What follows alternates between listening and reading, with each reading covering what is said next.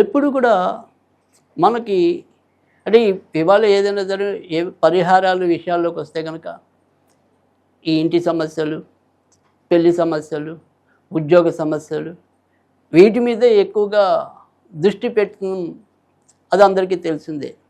కానీ మరి వ్యాపారస్తులు వ్యాపారం బాగుండాలంటే ఏంటి?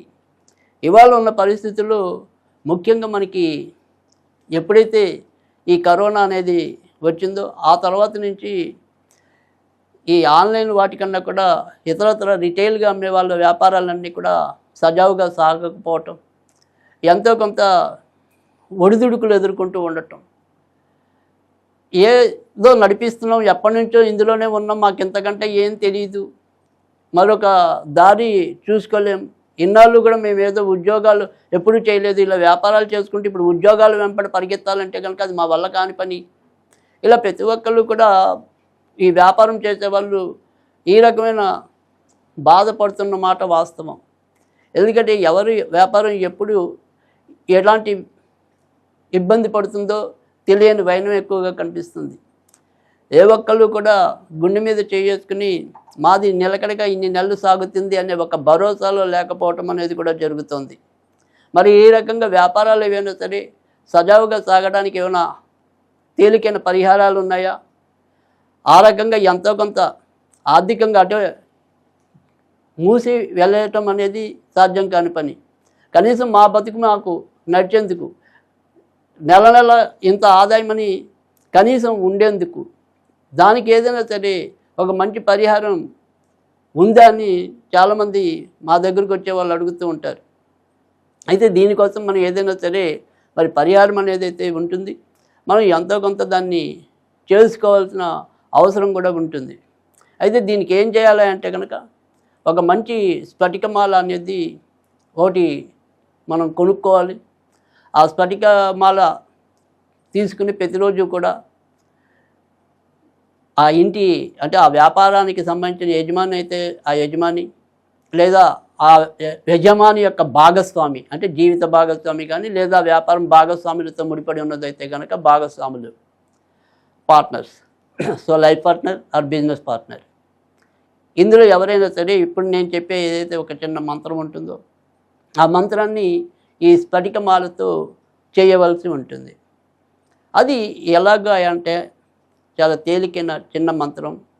ఓం క్లీం వ్యాపారోన్నతి హ్రీం స్వాహ, ఓం క్లీం వ్యాపారోన్నతి హ్రీం స్వాహ. ఇది ఈ రకంగా మంత్ర జపం అనేది 108 సార్లు చేయాలి. తర్వాత ఇది అన్నాళ్ళు చేయాలి అనేది మళ్ళీ ఒక సందేహం ఉంటుంది. సాధ్యమైనంత వరకు కూడా ఇది 90 రోజులు చేయాలి.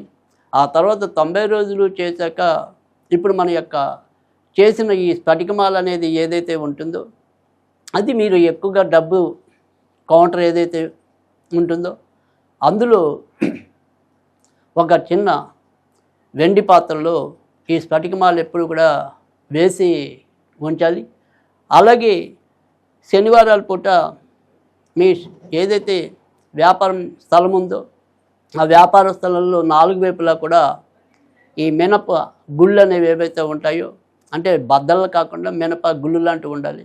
ఈ మినప గుళ్ళని 4 వైపులా కూడా అంటే ఇటు తూర్పు వైపు, తర్వాత ఇటు మరి పడమర వైపు, అలా 4 వైపులా కూడా తూర్పు, పడమర, ఉత్తరం, దక్షిణం ఈ 4 వైపులా కూడా అలా కొద్దిగా జల్లేసి శనివారం పూట, తర్వాత ఆదివారం నాడు షాప్ తెరిచే కనుక షాప్ తెరిచాక ఆ రోజు ఊడ్చేయటం. ఒకవేళ ఆదివారం షాప్ తెరవమండి అనుకుంటే కనుక ఎప్పుడైతే మళ్ళీ మన్నాడు రోజు ఎప్పుడు తెరుస్తారో అప్పుడు ఈ 4 చెత్తలా కూడా ఏదైతే మనం పోసామో 4 చెరుగుల దాన్ని మళ్ళీ తిరిగి ఊడ్చేయటం అనేది చేయాలి.